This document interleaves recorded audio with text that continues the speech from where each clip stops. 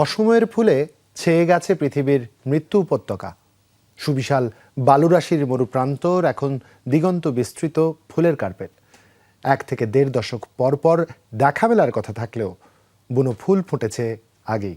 বিরল এই ঘটনার সাক্ষী ক্যালিফোর্নিয়া ও নেভাদায় অবস্থিত পৃথিবীর সবচেয়ে উষ্ণ স্থান ডেথ ভ্যালি, যা দেখতে জড়ো হচ্ছেন বিশ্বের নানা প্রান্তের দর্শনার্থীরা। সিলন টি রপ্তানিতে শীর্ষে।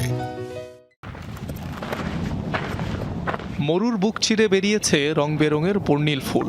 রুক্ষভূমির যতদূর চোখ পড়বে ততদূরই দেখা মিলবে হাস্যোজ্জ্বল বিচরণ। দৃশ্যটি পৃথিবীর সবচেয়ে উষ্ণ এবং শুষ্ক স্থানের, যার নাম ডেথ ভ্যালি। মার্কিন অঙ্গরাজ্য ক্যালিফোর্নিয়া আর নেভাদা ঘেঁষে অবস্থান এটির, যেখানে বছরের পর বছর দেখা মেলে না বৃষ্টির, অথচ সেই মরুভূমি এখন ছেয়ে গেছে ফুলের সমারোহে। সাধারণত 10 থেকে 15 বছর পর পর ফুল ফুটে থাকে এই রুক্ষভূমিতে, কিন্তু এবার নির্ধারিত সময়ের আগেই প্রস্ফুটিত হয়েছে বহু বুনো ফুল। প্রকৃতির এই বিরল ঘটনাকে ডাকা হচ্ছে সুপার ব্লুম, যা দেখতে ভিড় করছেন দেশ ও দেশের বাইরের বহু পর্যটক। অসাধারণ সুন্দর। ফুলগুলি খুবই নাজুক। এ ধরনের ফুল খুব বেশি দেখা যায় না, প্রায় প্রতি 10 থেকে 15 বছরে একবার।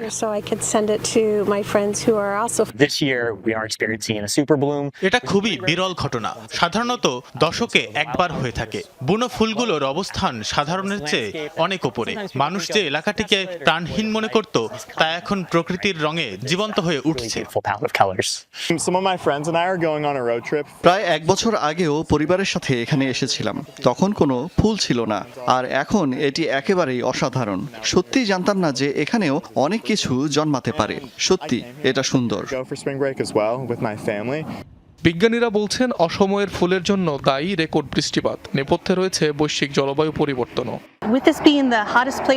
গেল নভেম্বরে রেকর্ড 4.3 সেন্টিমিটার বৃষ্টিপাত হয়েছিল, যা এই অঞ্চলের পুরো বছরের বৃষ্টিপাতের সমান। এই কারণেই চমৎকার সুপার ব্লুমটি আমরা দেখতে পাচ্ছি। এগুলো 1 দশকের মধ্যে সেরা ফুল। পরিবেশবিদদের দাবি, মরুভূমিতেও যে অস্তিত্ব টিকিয়ে রাখতে পারে গাছপালা, এই ঘটনাই তার উদাহরণ। এমনকি পৃথিবীর যে স্থানটি পরিচিত মৃত্যু উপত্যকা নামে, সেখানেও নজির রয়েছে সৃষ্টির। আমাদের মরুভূমির প্রজাতিগুলো 1 দশকেরও বেশি সময় ধরে খরা পরিস্থিতি সহ্য করার ক্ষমতা রাখে। তাই এখানে এমন কিছু প্রজাতি থাকতে পারে যেগুলো 10 বছরেও জন্মাতে পারেনি, কিন্তু এই বীজগুলি এখনো মাটিতে জীবিত। হলদে ডেজার্ট সানফ্লাওয়ার, বেগুনি রঙা পার্পল ফ্যাসিলিয়া ও সাদা রঙের বেশ কিছু ফুল ফুটেছে এবারের মৌসুমে। 2005 সালের পর সর্বশেষ 2016 সালেও এমন ঘটনার সম্মুখীন হয়েছিল ডেথ ভ্যালি। অনিক রহমান, যমুনা নিউজ।